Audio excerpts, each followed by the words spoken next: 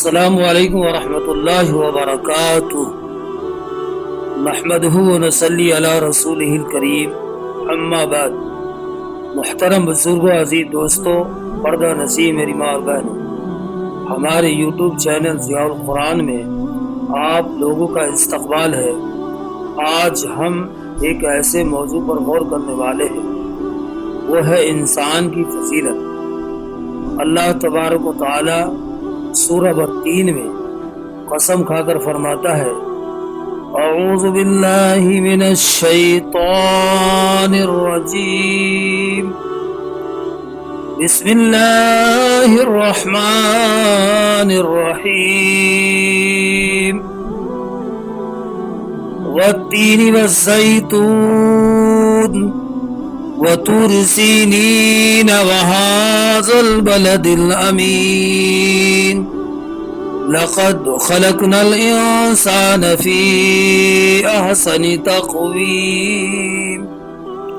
ترجمہ: قسم ہے انجیر اور زیتون کی اور طور سینا کی اور اس پرامن شہر مکہ معظمہ کی، یقیناً ہم نے انسانوں کو بہترین شکل و صورت میں پیدا کیا ہے۔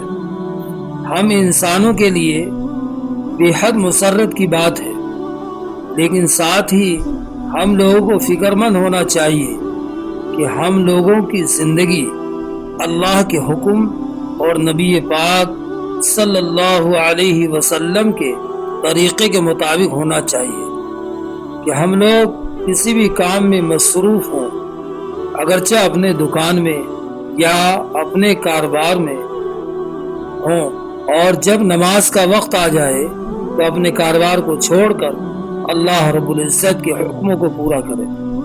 اور جب انسان نماز میں نیت باندھ کر خدا کے سامنے کھڑا ہوتا ہے اور جب پڑھتا ہے ثنا یعنی سبحانک اللہم وبحمدک وتبارک اسمک وتعالی جدک ولا الہ غیرک۔ ترجمہ: اے اللہ، ہم تیری پاکی کا اقرار کرتے ہیں اور تیری تعریف بیان کرتے ہیں، اور تیرا نام بہت برکت والا ہے اور تیری بزرگی برتر ہے، اور تیرے سوا کوئی مستحق عبادت نہیں۔